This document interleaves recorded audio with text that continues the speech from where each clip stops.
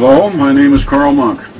I'm going to introduce you to a new science, or perhaps an old science, depending upon one's viewpoint.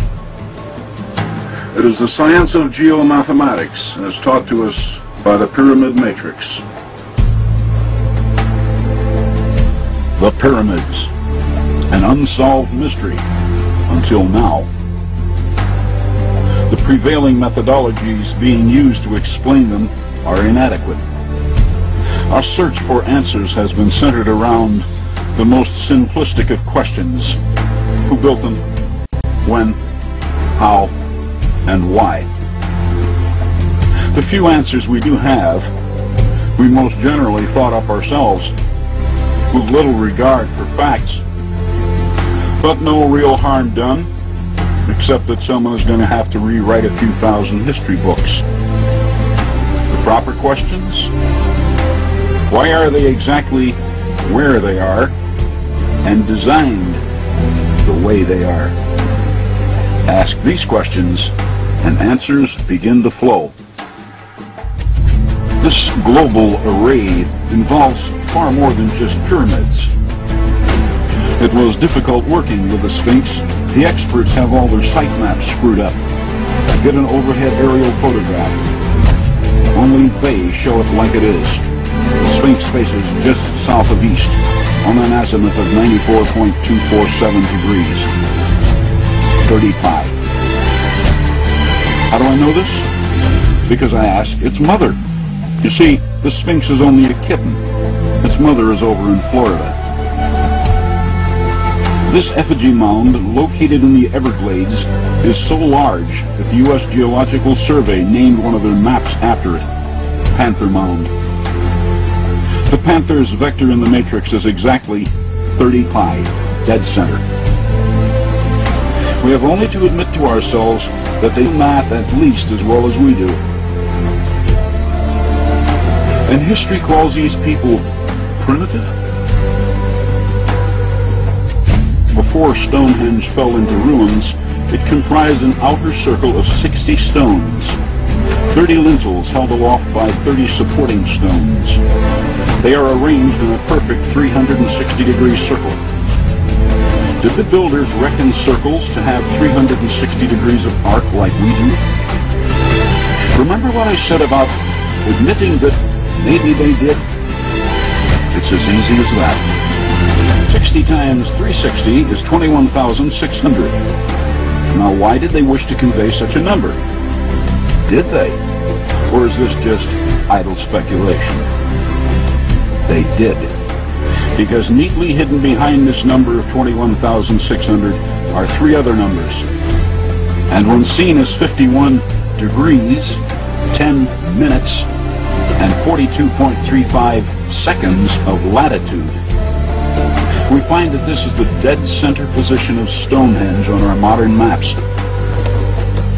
And even if we somehow managed to obliterate all of these monuments, the matrix would survive anyway, because there are some things in it we cannot get our hands on just yet. Here we are running the Great Pyramid's data once again. This time it shows 9929.184896. What is it? It encodes the grid latitude of another large formation. Why is this one safe from any potential destruction? Because it's not here. It's over on Mars, at a place called Cydonia, at grid latitude 9929.184896. Recall how the tangent of the Earth's equatorial circumference can be raised to the 9th power to show us the grid vector of the Great Pyramid? Watch what happens when we raise the face's longitude to the 9th power. I have 3 almanacs here in my study, and all 3 show the distance from the Earth over to Mars as 35 million statute miles. We do like to round off large numbers, but this figure is so close it's laughable. Dogma maintains that we humans got our jump start in the Middle East. I'm afraid it's all a lot of nonsense, because they who built the Matrix were smarter than the Phoenicians, Egyptians, Hebrews, Babylonians, or even the Greeks ever were. And it causes me to wonder just where we did come from, and maybe even where we've been. At last.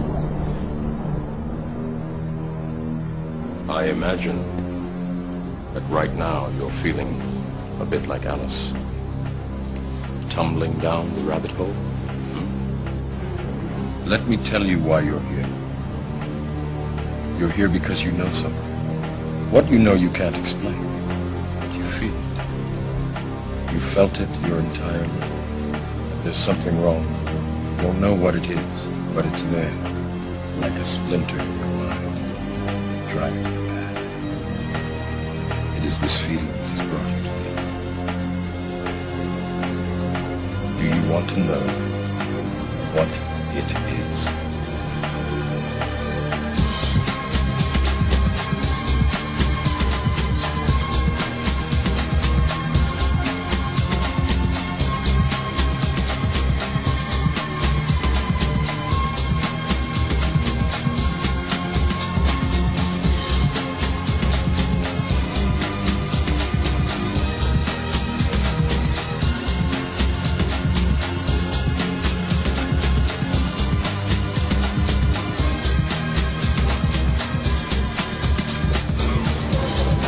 This is the world as it exists today.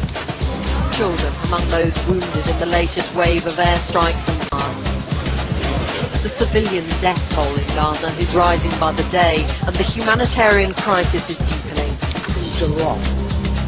And it's time that some of us woke up to this reality, to understand that people who try to maintain empires and great empires do it by manipulating the people they're trying to conquer. Control. You have to let it all go, Neo. Fear, doubt, and disbelief. Free your mind. Now, if that isn't a hazard to this country,